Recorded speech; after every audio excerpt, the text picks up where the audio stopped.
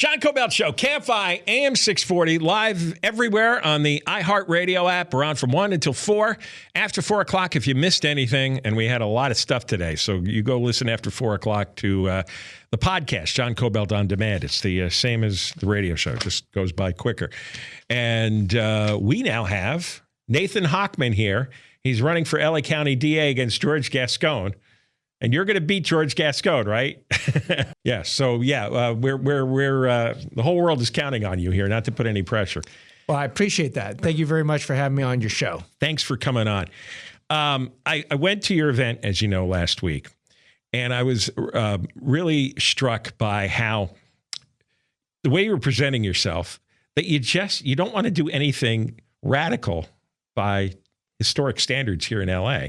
You just want to go back to the policies we had as recently as, even 10 years ago. Absolutely. I mean, it's what I say is I reject extreme blanket policies. George Gascon has adopted what he calls decarceration policies. Those are policies that let violent and serious offenders out before they serve their full sentences and don't have them prosecuted to the full extent of the law in the front end. But I also reject extreme mass incarceration policies. They also didn't work. Where I come down is the middle, and I call it the hard middle because it doesn't allow you to rely on lazy blanket policies, but you have to look at each individual case, the defendant's background, the crime committed, the impact on the victim, to determine who the true threats are to our public safety and need to be behind bars, and quite candidly, the ones that aren't. Your first-time nonviolent offender still has to be held accountable and pay their debt to society if they violate society's laws. But community service, restitution if they stole something, make them pay it back, or a diversion program if they have a mental illness or a drug addiction may very well be the appropriate punishment. So you want a balanced approach, which is what we had for many years. Decades. Yeah, decades before Gascon came in and inserted his personal political agenda that basically says that there are certain crimes and certain criminals that notwithstanding the facts, notwithstanding the law, he refuses to allow his prosecutors to prosecute. And that's where I could not disagree with him more. I didn't realize a DA had that much discretion to not prosecute that many criminals and that much crime. I met a lot of people I know were just shocked. They didn't think, well, no, a DA can't do that, but he could do that. He could just say, I'm not going to enforce these laws. Well, it turns out that a DA does have that tremendous power. A DA is effectively a governing body of one. The DA does not take orders from the governor, the attorney general, the mayor, the city council, the board of supervisors, the sheriff, or the police chief. The DA, as Gascon proved, on his first day, first hour in office, can literally issue 9 special directives changing the course of criminal justice in favor of criminals and away from victims. But what's also important is that there are some limitations on the DA. In other words, when Gascon refused to enforce the 3 strikes law, this is a law that the voters passed back in 1994 against the worst of the worst offenders. The law itself said the DA shall file the action. Gascon instructed his prosecutors they would never file those strikes. I actually led with my law firm a team that went into court on behalf of those deputy district attorneys, those 800 deputy district attorneys who were suing their boss to get an injunction from a court, first time probably in history, to prevent that policy from going into effect. We got that injunction. It went up on appeal, and the California Court of Appeals said that Gascon cannot be a sovereign with unreviewable discretion in that specific case. He has the arrogance to actually appeal that to the California Supreme Court. He's appealing it. Oh, yeah. Something, by the way, that defense attorneys have tried for 30 years to overturn the 3 strikes law, unsuccessfully every single time. But now a prosecutor is going to do or try to do what defense attorneys on behalf of their criminal clients have failed to do. Gascon is he should get the defense attorney award of the year. But the problem is, of course, he's the prosecutor. He's the DA.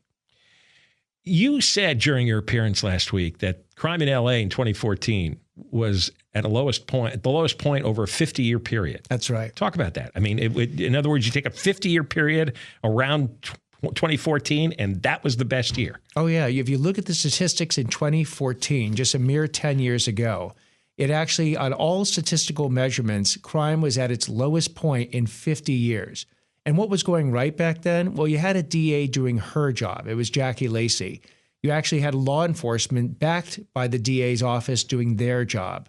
Victims understood that they had a voice in the system. They had someone to call if they got victimized. And just as importantly, criminals understood that there was a line set up by the law that was being consistently, fairly, and impartially enforced, and there were real consequences on the other side of that line. So it actually deterred them from committing criminal conduct, which is the true effectiveness of a criminal justice system, because you have a lot less victims as a result. Was there one day during the Gascón era, which we're still in, where he did something or said something and you couldn't believe it? Like you threw your head back and said, this has really gone too far. And did it play a role in deciding to run against him? So it was a combination of Gascon decisions, starting his first day, first hour in office, because I always thought, okay, he's going to run a social experiment. He came into office saying effectively he was going to run this social experiment. But when it started to fail, and when he didn't get the allegiance of the 800 deputy district attorneys, when they voted 98% to support his recall, I always assumed he was going to learn from that mistake or series of mistakes, that he would pivot to the middle and actually start being a good DA. He refuses to pivot. He refuses to learn, as exemplified most recently in January of 2024 when he had to choose a chief of staff. He didn't choose the person with the most experience because he has never personally prosecuted or defended a single criminal case in his life. So one would expect he would choose the most experienced DA to elevate to the chief of staff. He also has very rocky relations with law enforcement, so you would assume that he would also want someone who has the best relations with law enforcement. But in January of 2024, he chose Tiffany Blacknell as his chief of staff. Tiffany Blacknell has never been a prosecutor. She's been deputy public defender in her life, a total slap in the face to those 800 prosecutors. And she famously wore a T-shirt during the Defund the Police movement in 2020 that said, "The police are trained to kill us," calling them barbarians and an occupying army. And she posted all this on her social media. So the police are looking at this pic and they're thinking, my goodness, he's literally put an enemy of the police as his chief of staff. So these are the combination, the continuum, shall we say, of Gascon decisions that have put Los Angeles in a situation where 2/3 of Los Angelenos feel less safe today than they did when Gascon came into office. And his management style can only be described as catastrophically incompetent.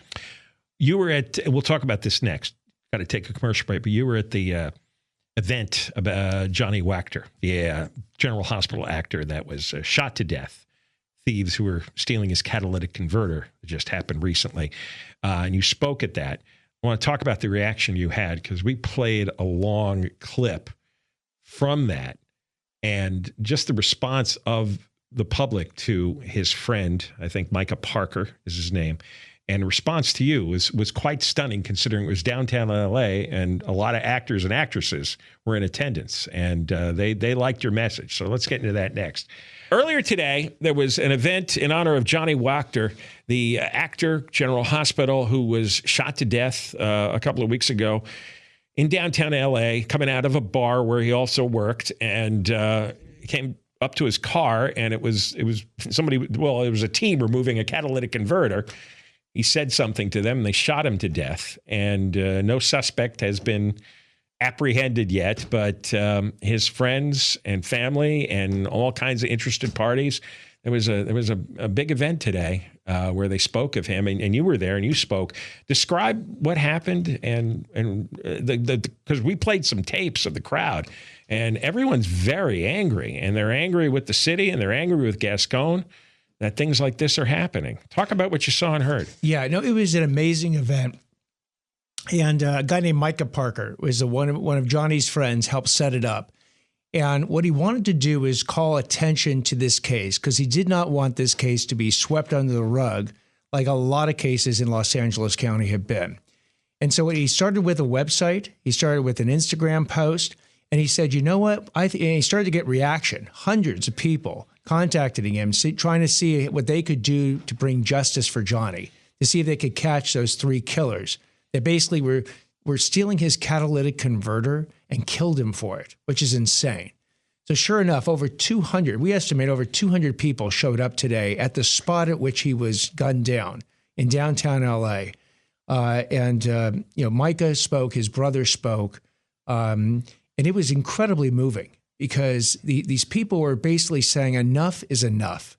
They've looked at what's going on in Los Angeles.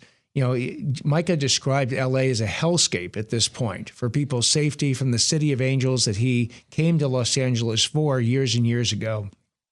And it was greatly moving. They had me speak at one point, and I was making the point that safety is not about politics, that everyone there could have been Democrats, Independents, Republicans there, but what they wanted was a DA to actually do his job. And the current DA has absolutely failed them in that respect. And what I said is, look, you got to not only go after the murderers, you got to go after the catalytic converter thieves.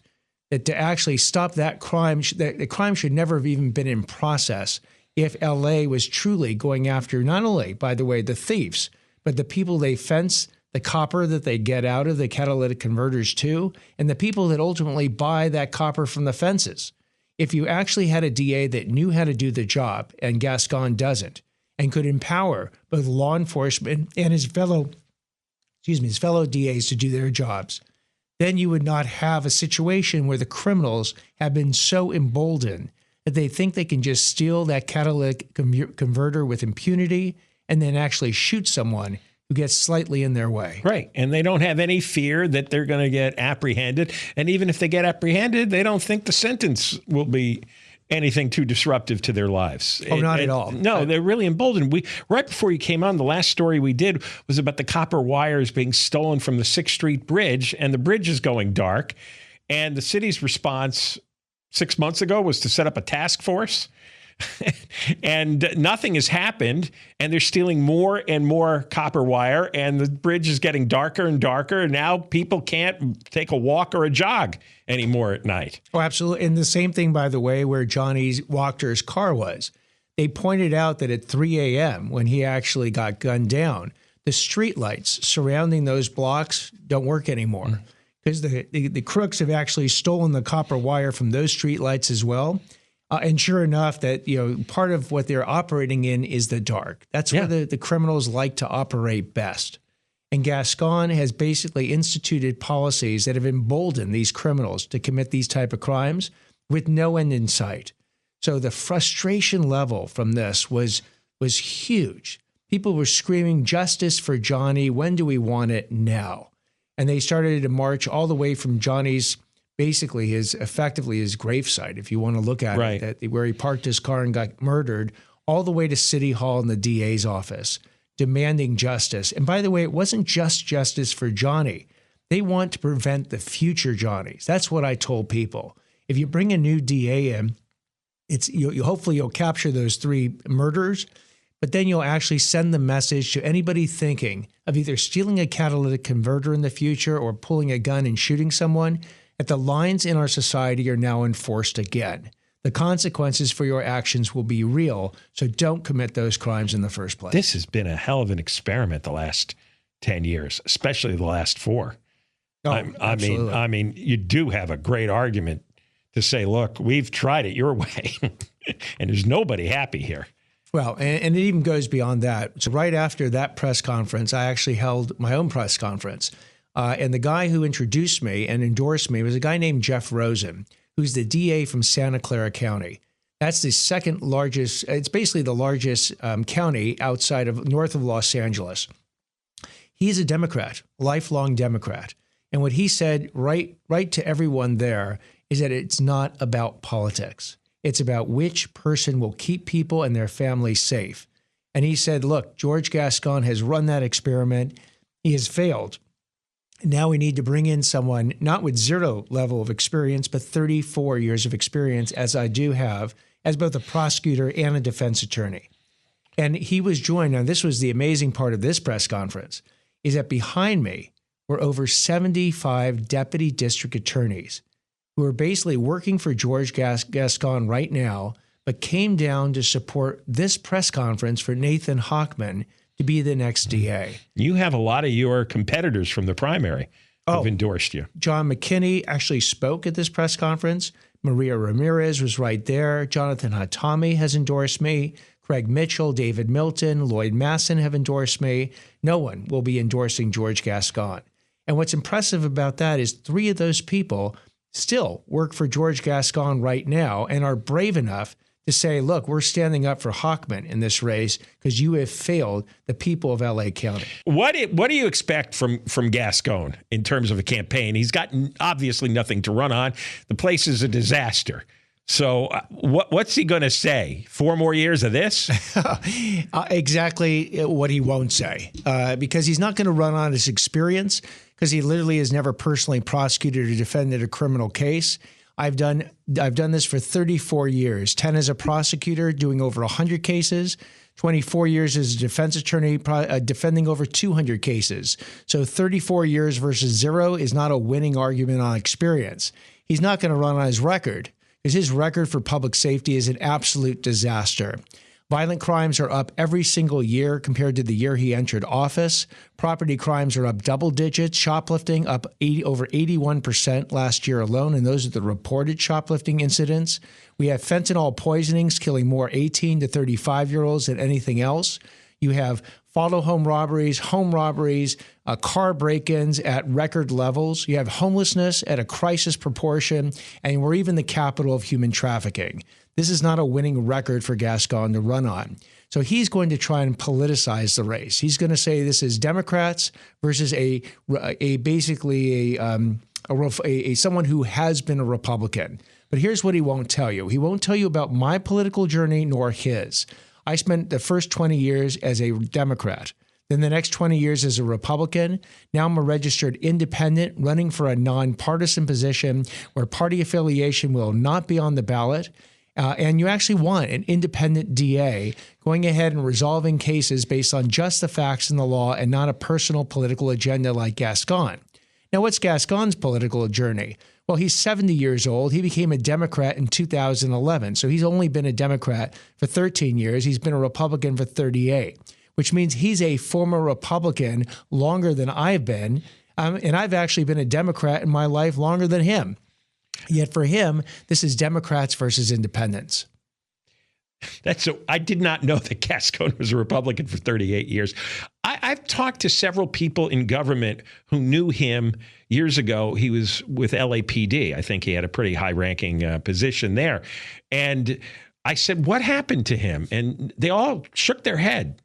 Three people I asked, and they shook their head. They have no idea what happened to him. And that's absolutely right. I mean, Gascon went from being an assistant chief of the LAPD. Yeah, that's right. To eventually getting appointed to be the head or the chief of police in San Francisco. And then he was appointed originally by Gavin Newsom, the mayor at the time, to be the DA of San Francisco, even though he had never prosecuted or defended a single criminal case his entire life. So he has basically enacted this pro-criminal, extreme, anti-victim agenda that not only has alienated the over 750 deputy district attorneys, 98% of which voted to support his recall, he's completely alienated law enforcement. Tens of thousands of law enforcement officers no longer feel the partnership with the DA's office they felt for generations because of his approach to law enforcement, which is more interested in prosecuting them than actually partnering with them, and also his abandonment of victims. Most famously by his policy, where he won't send a prosecutor to go with victim families who have a murdered relative when they're confronting the murderer at a parole hearing where the murderer is trying to get out of prison early. We had Max Kennedy on the show some weeks ago, Robert Kennedy's son, Robert Kennedy Sr., who got assassinated here in Los Angeles. And Max Kennedy was livid, and I know he's come out and he's been supporting you publicly, because Gascon wouldn't supply a deputy to fight the parole case with Sirhan. I mean, it was even more spectacular. For 40 years, 15 parole hearings that Sirhan was up for, the prosecutor went with the Kennedy family, and each time parole was denied. But the 16th hearing, when George Gascon's the DA, he refuses to send a prosecutor. All of a sudden, parole is granted by the parole board, and it took the governor intervening to reverse parole and keep Sirhan behind bars. The Kennedys actually called me because they realized that not only had Gascon abandoned them, and they have resources to get to the governor, they've abandoned hundreds of victim families. They've imperiled the safety of everyone in this county. So they called me up and they said, we want to endorse you. And I said, that is fantastic. And there's no, you don't understand. We have never endorsed someone who wasn't a Democrat, and you're an independent. I said, well, thank you. And they said, no, we want to go one step further. Where does Gascon work? I said, he works at the Hall of Justice downtown. They said, we want to do a press conference in front of the sidewalk of his office to tell the whole world that. And their message was incredibly powerful. They said, being a successful, effective DA is not about politics. It's about who's going to keep you and your family safe for the next 4 years. Gascon has failed. Nathan Hochman won't. We've had a number of people whose family members were killed, and the killers were about to come out on parole, and they were just appalled and in tears that there wasn't a deputy DA to take them through the process, because the deputy DA can access information in the prison system that they couldn't without the experience, without the connections. And we've had so many crime victim family members on the air here, just so distraught over the way they were treated by Gascon and how their cases are handled. I mean, he caused a lot of real pain in a lot of families who are already going through hell because somebody died. And that's just it. I mean, who is the champion of victims in our society? It's the DA's office. It's the DA himself. A defendant has a defense counsel. That's appropriate. They should be making arguments just on behalf of the defendant. But who makes those arguments on behalf of the victim and the public? If it's not the DA, well, I mean, again, no one. And that's why they feel completely abandoned by Gascon. He has the arrogance to brag publicly that he has saved violent and serious criminals over 10,000 years of prison time, for which the evidence and the law would actually find appropriate. That is a boast that usually a defense attorney would make in representing criminals, how much time he has saved his clients. But Gascon is the prosecutor, not the defense attorney. He's actually in the wrong job. He should have run for the public defender instead of running for the DA if he so wanted to represent effectively criminals in the system. Prop 47, a bit of disaster. I think everybody agrees. A repeal is going to be on the ballot. The Democrats are trying to mess around with that. What's been your opinion? Since Gascon wrote it, this is ultra relevant. Why was it such a disaster? Like, what was the thinking behind this? So here's the thinking behind Proposition 47, passed in 2014. You'll note the year. That was the year that it was the safest year in the last 50 years. And what often happens in society is when things are going well, you're just going to assume they're going to keep going well. So people were willing to experiment a little bit more in 2014 because they just assumed our safety was not going to be altered at all. So they decided to go ahead and change the laws and rules dealing with drugs and with theft. With drugs, they turned a whole class of drugs, whether it's marijuana, cocaine, methamphetamine, heroin, fentanyl, into misdemeanors if you possess them. They used to be felonies. And again, those felonies drove a lot of people into drug court who had drug addictions, because back then they were either looking at state prison or go through an 18-month rehab program. And those people would choose that rehab program if state prison was the alternative. Without state prison, after Proposition 47, drug courts have completely dried up. And it also did the same thing with thefts. It raised the threshold for a felony from $400 to $950, which, for years, no one really paid attention to until George Gascon comes into office. And then he says famously he will not prosecute misdemeanors against juveniles. Well, that means if you're under 18 and you steal just under $950, George Gascon is already said up front he's not prosecuting that crime. And because the DA's office prosecutes the misdemeanors in roughly about 70 out of the 88 cities in Los Angeles County, you have a message to all those people. And so what the Fix 47 proposition is aiming to do is to go after the repeat offenders. On the property side, it says, look, the third offense that you get convicted for is now going to be a felony offense, and you could go to state prison. On the drug side, it says that the third drug crime will now be treatment eligible. It means a judge can sentence you to a treatment program, and the fourth one is now you're going to state prison. Right. And there's also some language to turn fentanyl trafficking into felonies as well. The idea again is that you'll turn fentanyl possession and the trafficking of it into felonies that doesn't exist today. So today, if you're actually either possessing it or actually trafficking it at a lower level, it would not be prosecuted as a felony. And fentanyl, as we know, is growing exponentially in our population. It will actually kill more 18 to 35-year-olds than anything else out there. If you haven't personally experienced someone who has died from fentanyl poisoning or have a friend or a relative, sadly, in the next 4 years, I can almost guarantee you, because math doesn't lie, you will. So we have to get our hands around this fentanyl problem, and we have to do it now. So in one day, at least in LA County, we could pass this big revision of Prop 47 and also could elect you as district attorney. And you're going to enforce all the provisions of this new repeal, and life is going to be better. It actually will be. As far as the safety of people throughout this entire county, if you had more tools coming from this Fix 47 proposition that will actually allow DA's offices to go after those repeat offenders, and you bring a DA in who's going to enforce the law, it's almost the fact that I even have to say that is almost embarrassing. No. But if a DA holds criminals accountable and makes the line in society where the laws have set it up, and consistently and impartially and fairly enforces that line with real consequences on the other side, the goal is to deter that criminal conduct. That is the true mark of an effective criminal justice system. If all I've done after 4 years is fill the prisons to the breaking point, I've actually failed. That means I have failed to get my message to the criminals that I am deadly serious about where those lines are and what the consequences are. Because if I do convey that message, and I absolutely believe I can and will, the criminals will go back to 2014 conduct, and we'll have another one of the years that'll be the safest in the last 50 years. Well, I wish you luck. And anytime you need a platform here, you've got it. And I think every single person I know who cares is rooting for you to become the next DA. Well, thank you so much for this opportunity. All right. Nathan Hochman, he's running against George Gascon in November.